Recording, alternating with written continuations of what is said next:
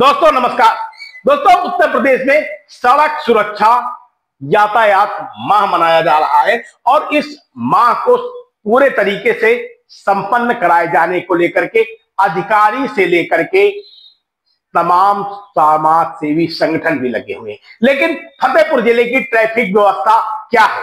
क्या यहाँ के जो ट्रैफिक के जवान हैं या ट्रैफिक व्यवस्था को संभालने वाले लोग हैं, उनको शहर की सड़कों में जाम नहीं दिखाई पड़ रहा?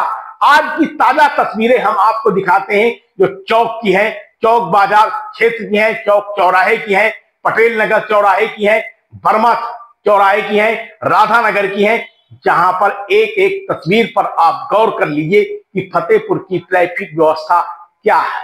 क्या यहां पर ट्रैफिक की जो पुलिस है वो कम है, या फिर जो अगर पर्याप्त पुलिस बल तैनात है तो आखिर इन प्रमुख स्थानों पर पुलिस, ट्रैफिक की पुलिस क्यों तैनात नहीं होती? और जब तैनात नहीं होती तो फिर यहां पर क्या खागिरी खानापूरी की जाती है? कैसे लोगों को सड़क सुरक्षा यातायात माह का जानकारी होगी? कैसे लोगों के बीच में जानकारी पहुंचेगी और कैसे ट्रैफिक के नियमों को लोग समझेंगे? दोस्तों इस बड़ी खबर को जानने से पहले आप हमारे चैनल को सब्सक्राइब कर लीजिए, लाइक करिए, साथ में कमेंट करना भी ना भूलिए। दोस्तों फतेहपुर जिले में ट्रैफिक व्यवस्था एक नासूर बनी हुई है। काफी दिनों से इस व्यवस्था को लेकर के व्यापारियों के साथ भी मीटिंग हुई है।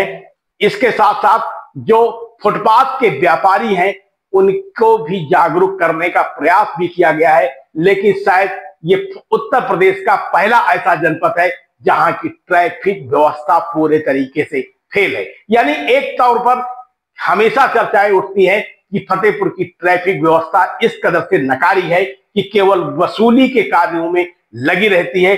साथ में परिवहन विभाग की भी छीछालेदर हो रही है।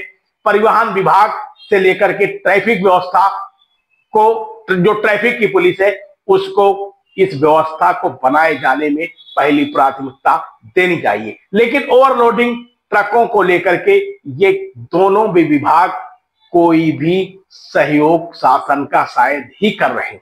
सवाल तमाम उठते हैं जिनके जवाब भी हैं, लेकिन जो मौजूदा समय में है आज के हालात, उसमें 3 नवंबर से उत्तर प्रदेश में सड़क सुरक्षा यातायात माह की शुरुआत की गई है।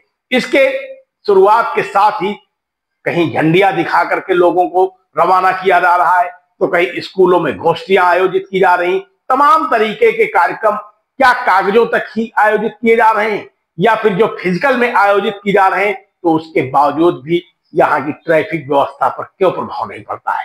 क्या फतेहपुर जिले की जो ट्रैफिक व्यवस्था है वो पूरे तरीके से चरमरा गई है? ये बात जानने को लेकर के फतेहपुर के लोग पूछ रहे हैं। लोग पूछना चाहते हैं यहाँ के ट्रैफिक के उन जवानों से, लोग पूछना चाहते हैं ट्रैफिक में तैनात जिम्मेदार अधिकारियों से, और लोग जानना चाहते हैं परिवहन विभाग के जिम्मेदार अधिकारियों से कि आखिर शहर में आए दिन जाम क्यों लगता है, जिले में ओवरलोडिंग से भरे ट्रक क्यों पास होते हैं, इनको पास करवाने की किसकी जिम्मेदारी है?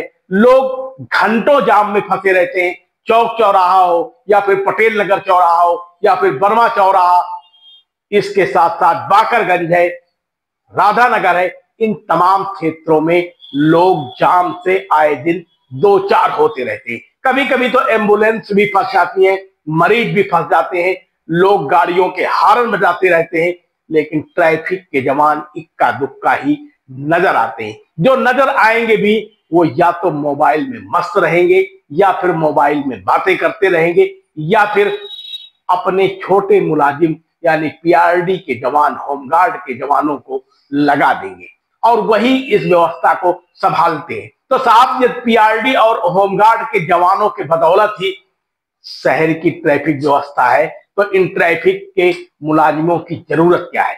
जरूरत तो इतनी है उसके लिए कुछ कहा नहीं जा सकता। लेकिन एक बात और भी है, पब्लिक कैसे जाने की ट्रैफिक है इसके लिए ये सड़क में खड़े हो जाएंगे, चौराहों में खड़े हो जाएंगे, बाइक सवारों को रोकना शुरू कर देंगे, हेलमेट चेक करना शुरू कर देंगे, डीएल चेक करना शुरू कर देंगे। यह भी जरूरी है, लोगों को जागरूक करना जरूरी है। लेकिन साहब सबसे पहले तो इस शहर के लोगों को जाम की समस्या से निजात कौन दिलाएगा, इसकी किसकी जिम्मेदारी है, इस पर बड़ा सवाल बना रहता है। हम लगातार इस खबर को फॉलो करेंगे और बताएंगे आपको कि फतेहपुर की ट्रैफिक व्यवस्था कहां है। बने रहिए शपथ समाचार में। बहुत बहुत धन्यवाद। आप देख रहे हैं शपथ समाचार।